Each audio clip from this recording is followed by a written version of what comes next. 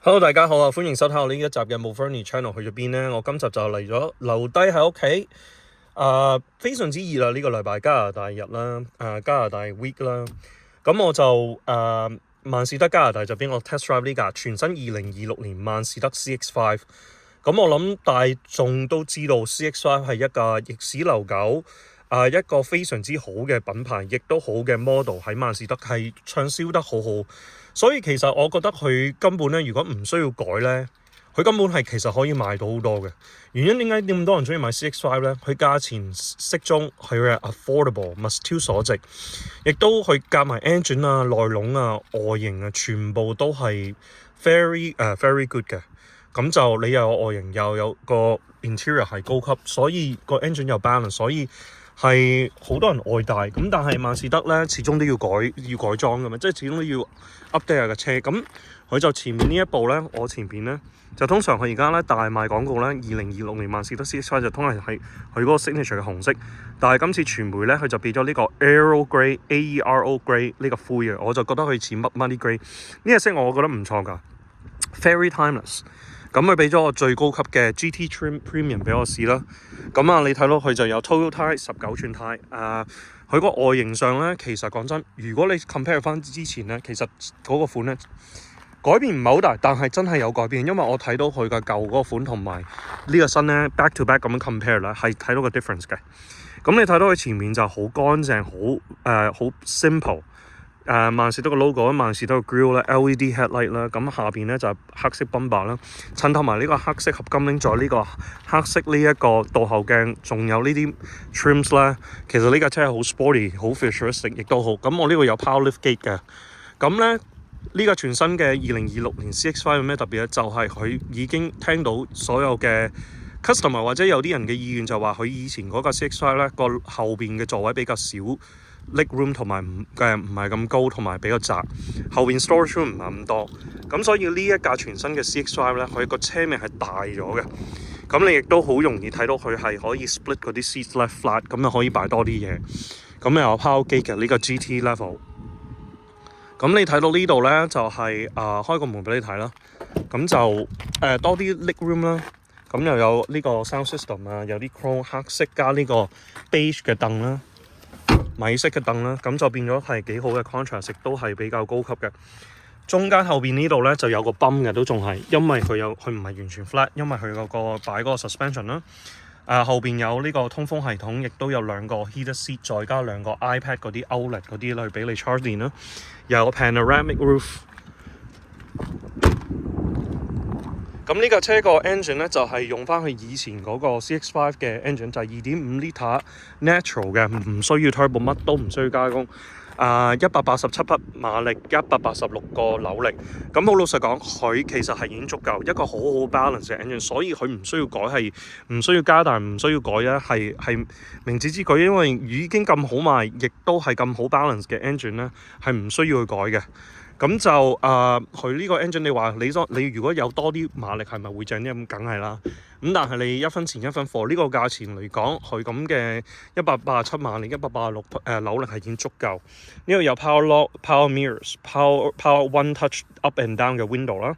唯一我唔係好中意咧，就係個掣咧太過淺啊，變咗我隻手咧要撩喺出邊，喺撩嗰個角嗰度撩咯。因為其他嘅車咧品牌，我隻手可以擺入啲，咁就容易啲撩啊嘛。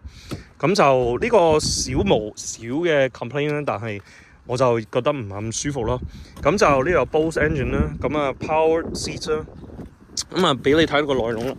萬事得咧就好喺今次咧喺後邊嘅車尾就用咗佢個萬事得個字串出嚟，就唔係 logo。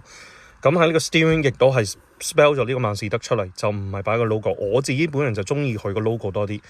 因為我覺得咁樣咧就好似好 bland， 同埋係人都知係萬事得啦，使乜又要 spell 個萬事得？即係有時我覺得而家咧好多品牌都係咁嘅，明明佢好辛苦標一個 logo， 等人哋知道佢係人。你通常以前嗰啲車咧係人哋唔知你係乜水先至 spell out 出嚟嘅。咁當你成功咗，你就可以擺個 logo， 人哋都知係你個品牌，呢個先代表你成功咗。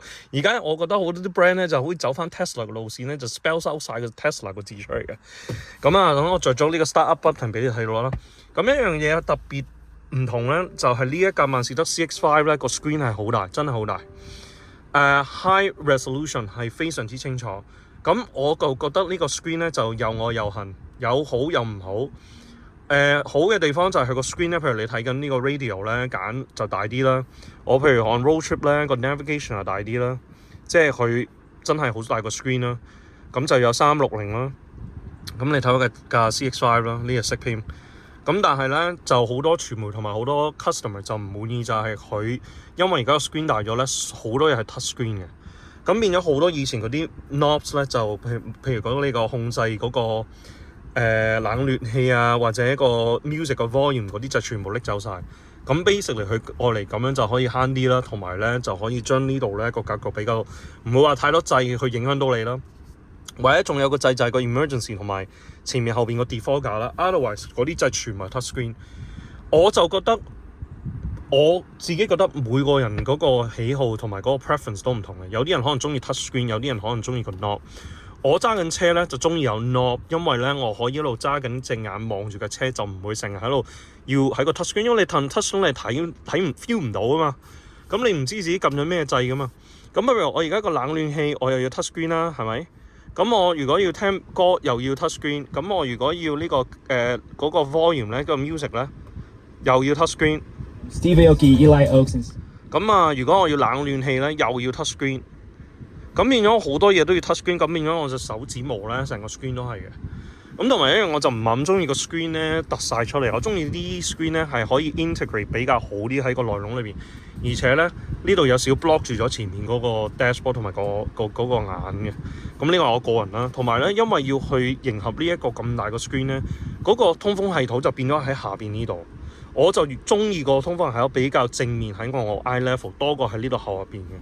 咁 obviously 呢個唔係一個大嘅問題，就我自己覺得就係希望萬事得可以反映就係每一樣嘢應該有 knobs 有呢一個touch screen， 俾嗰個客人佢自己去選擇究竟佢想要乜嘢，就唔好話淨係一樣嘢。譬如冷暖氣同埋 music volume 咧，常用嘅嘢咧，我覺得係應該有 knobs， 因為你個 knobs 唔，你與其呢啲地方冇嘢俾我撳嘅，咁我不如就你俾我去調校個冷暖氣好過啦，係咪？咁 otherwise 呢架車有呢個 charging phone 啦，咁啊佢呢個 armrest 我幾中意嘅，因為咁樣佢咁樣分咧，譬如你隔離有個人頂住個 elbow 咧，你都仲開到呢邊，咁就唔係好似其他嗰啲咧一嘢要開晒先至得。咁就特別鳴謝萬事得加拿大俾我呢架車去 test drive 啦，我就覺得呢架車咧信心嘅保證，亦都會係又係一架好暢銷嘅車，因為佢嘅價錢啦。個內籠外表 engine 各方面都係非常之超水準嘅 consistent 嘅萬事得嘅 product， size 各方面都好，所以如果你係考慮緊呢個 category 嘅 SUV， 我覺得萬事得 CX-5 係信心嘅保證。